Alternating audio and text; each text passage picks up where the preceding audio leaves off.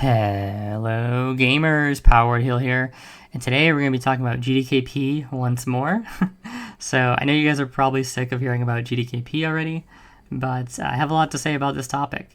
And on top of that, I think it's a really good time to talk about it because I think that everything that's going on with the Burning Crusade is going to have a lot of implications for just what we're going to see down the road when it comes to any other Classic releases, Classic Plus, things of that nature. So regardless of if they decide to stand firm and not introduce GDKP back into the game, or whether they kind of renege a bit and they allow it back in, whichever way we go there, we're probably going to see that same type of behavior surface in Classic Plus. So if we get GDKP now, if we get it back, we'll probably see it in Classic Plus, and if we don't, then I think it's very unlikely that we'll see it down the road. So I think it's important that we talk about these things, and while we may never come to like a true agreement, a lot of people seem really polarized about these topics. I think the only thing you can really do when you have a polarizing topic is keep talking, and it's weird because it seems counterintuitive and useless, and you'll see me sometimes even get frustrated in the comment section because I really do think GDKP is bad for the game, and I feel like I'm just not expressing the harm it's doing in the right way. So like part of it is a frustration with the people if I don't think that they're really listening to the video properly or paying attention to the arguments. But part of it is also like me. It's like, am I failing to really make my point well? But realistically, I think the only thing you can do is just continue to talk about it, and maybe one side will see the light of day, whichever that happens to be. So I'm always down to continue to talk and banter in the comment section, and I appreciate all of those that participate. So with that being said, we're going to talk about an aspect that we haven't really talked about before, because one thing about these repeated GDKP videos is that my intention isn't to just make the same video over and over and over again. Now, some of the topics do get kind of rehashed in every video because they're kind of central to a lot of the main arguments or themes, but we try and at least start from a different place or have different focus points when I make a new one. And the one that I want to talk about this time around is this argument that if we didn't have botting or RMT, that GDKP would be fine. And you've probably seen this argument a ton on Reddit. I've seen it a ton on Reddit in the YouTube comments. I even have a lot of friends that subscribe to this, actually.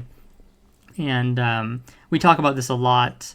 And these are people that I think that they're really intelligent. I respect their opinions on a lot of things, both inside the game and out.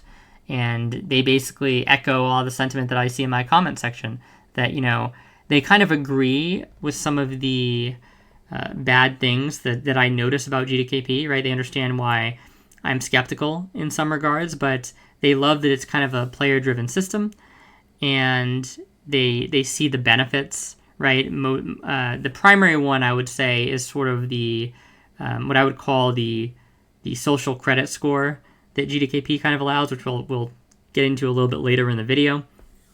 And they're just like, yeah, man, it's really just a matter of getting rid of the bots, and we shouldn't be so focused on bashing GDKP. It should be kind of bashing Blizzard for not dealing with this botting situation. We know that this can be done better, right? We've seen it handled better on other servers and things of that nature in other games, so why can't Blizzard do it? And I kind of agree in some respects with this. And there's no doubt in my mind that Blizzard needs to do better on botting, so that's not even a question. I'll always support anybody who argues that, and I think that their stance on botting is pathetically weak nowadays, as well as with gold buying and just RMT in general. So I fully support anybody with those thoughts, like the ideas in their head. But the thing that gets me is that I actually think that if you were to remove the botting and the RMT, what you would see is GDKP fall by the wayside, faster than a hot potato, right? And people are going to be really surprised by that, because I think in a lot of people's mind, they think that that's the perfect version of GDKP, is no bots being in the game, right? If there was no bots and no goal, no like RMT whatsoever, it would be just pristine. You couldn't make an argument against the system, and that's correct. But I also think that you just wouldn't see a lot of the benefits that you're used to seeing, and a lot of these people like. And let's kind of get into it and talk about why these people really like GDKP. So I'll break it down into two groups. And the first group is just the people who love to, they love to RMT. They love to have the best items all the time. They have to have the very best.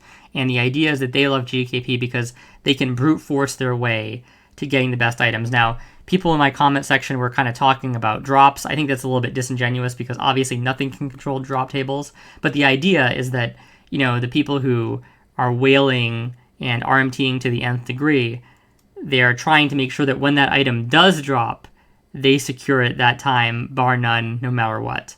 So those people are going to be very upset if Blizzard actually does clamp down on RMT and botting, because with a clamp down on botting, they're not going to be able to have access to nearly as much gold to buy, and then buying the gold is going to be a lot riskier, and they're going to risk their account and things of that nature, potentially even be getting permaban depending on how Blizzard, how aggressively they were to go after this stuff. So if that was the case and Blizzard really did clean up their act around RMT and botting, that group would not be returning to the game, right? They would be long gone. And for this argument, let's just assume that they actually did a really good job at cleaning up the scene. So whether or not that's possible or whether or not they're willing to do that is a whole nother different topic. But just let's say hypothetically here that they did, and they did an excellent job, and there's maybe not no botting, but very little botting and very little RMT. So if that's the case, like we said, the people who just enjoy buying everything with real money, those people are gone. But what about the other people? Because that's the crowd that's, they're not anywhere near as extreme as the first crowd. And what they're saying really sounds reasonable at its core. They like GDKP because they basically get compensated for every raid that they do where they don't get items, and in some cases even in raids that they get items. And the compensation for them is a form of like social credit in the game. Now, how I would say this compares to guilds is that if you're in a guild, you form social credit by kind of showing up every week. Assuming it's something like not just a soft res guild run and you have an actual loot council, the idea is that you showing up, you performing, how you act in the guild, all these things contribute to your social credit score within that guild, which then determines kind of your rank on items. The higher your social credit score, the more apt your guild will be to reward you, right? Because they want to reward players that contribute to the guild and contribute to your success.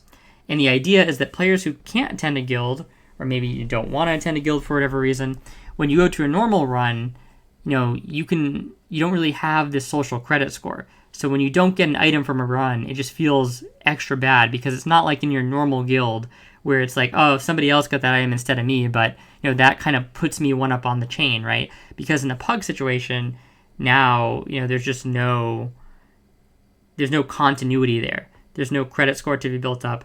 And what they view GDKP as is a way to supplement that, right? It's kind of like an artificial version over the top it's like the server social credit score in a way.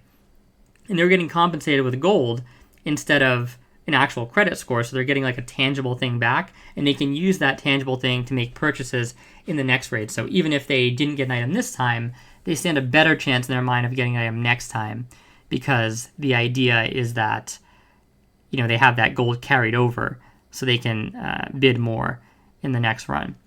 And then they also have their consumes paid for, right? Which is something that I see a lot of people, it's a big concern for a lot of people. They want to have a bunch of characters, they want to run GDKP, and they want to be able to fund those characters through GDKP. And this all sounds kind of fine on the surface. And there was even a commenter that was like, I understand some of the arguments you're making, but I just see this as like a win-win-win, right? Like I get items that I want, I get gold so that I don't have to farm a ton of my other characters. And they said specifically, I don't have to waste my time in order to raid. And that kind of struck me because it's like, okay, so now anything outside of raid is just a waste of time. And that's kind of a separate topic for another video, but I think it kind of just shows kind of like the mentality that we've kind of come to at this point in the game. But anyway, let's get back to the social credit score thing. So they want this GDKP in the game because they want the social credit score, right? The gold in this particular case.